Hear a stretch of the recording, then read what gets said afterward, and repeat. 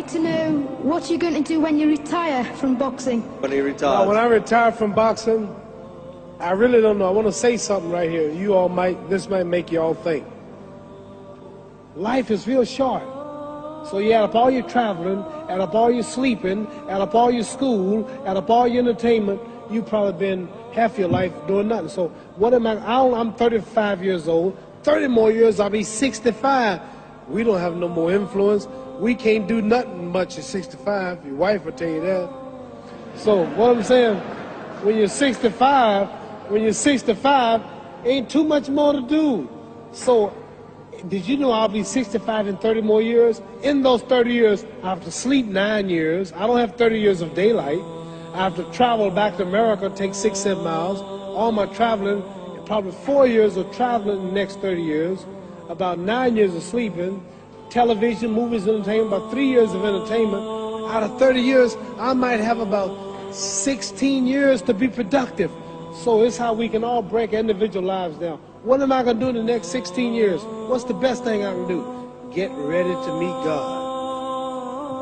Owning real estate, going in business, teaching boxers, that won't get me to heaven.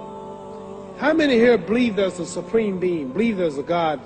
How many believe there's some power that made the sun, the moon, the stars? How many believe that this stuff didn't just come out here? Somebody wiser than us made it. How many believe there's a God? How many believe there's not a God? All right. Believe there's not a God. All right. If I told you who don't believe in God, if I told you that this glass sprang into existence, this glass made itself, no man made this glass, would you believe it?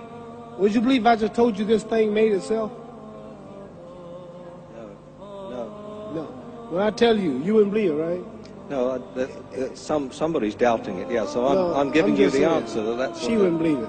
If I told her this television station popped into existence, it just, no man made it, you said Muhammad Ali's crazy.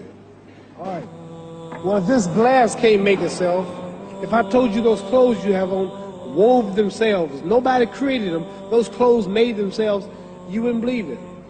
But if your clothes didn't make itself, if that glass couldn't make itself, if this building didn't make itself, then how did the moon get out there? How did the stars and Jupiter, Neptune and Mars and the sun, how did nature, how did all this come here? Didn't know why is something planning to make it. So what I'm saying is, I believe we're going to be judged. Should a man like Hitler kill all the Jews and get away with it? Somebody should punish him. Maybe he get it, don't get it now, he get it when he died. In hell for eternity. So what I'm going to do when I get out of boxing is to get myself ready to meet God, because my plane might blow up. Don't planes blow up in this country sometime and crash? Don't people die every day? Not every day. It's a scary thing to think that I'm going to hell to burn eternally forever. So what am I going to do? The reason I'm taking I'm explaining what you asked me a question. You ask me questions I can't just answer like that. When I get out of boxing or when I'm through, I'm going to do all I can to help people. That's why I'm here with Johnny Walker. Here's a poor man, came all the way to America. Here's a bunch of boys need some money, and somebody is calling me to help them. God is watching me. God don't praise me because I beat Joe Frazier. God don't give nothing about Joe Frazier. God don't care nothing about England or America as far as your wealth. It's all his. He wants to know, how do we treat each other? How do we help each other? So I'm going to dedicate my life to using my name and popularity, helping charities, helping people, uniting people, bring people bumming each other because of religious beliefs. We need somebody in the world to help make peace. So when I die, if there's a heaven, I want to see it.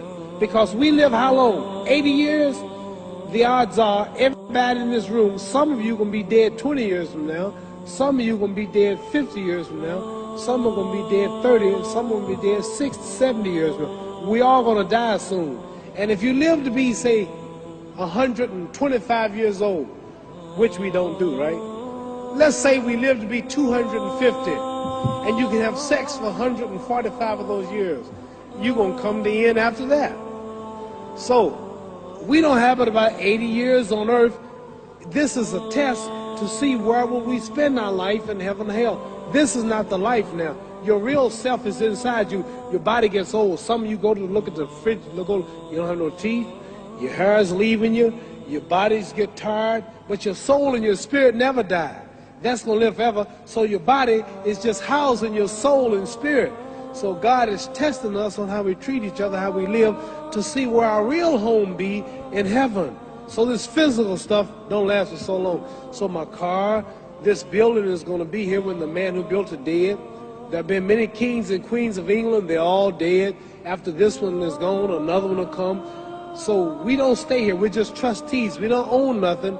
Even your children are not yours. If you think I'm lying, your wife is not yours. You don't own your children. You don't own your family. So what am I saying? The most important thing about life is what's going to happen when you die.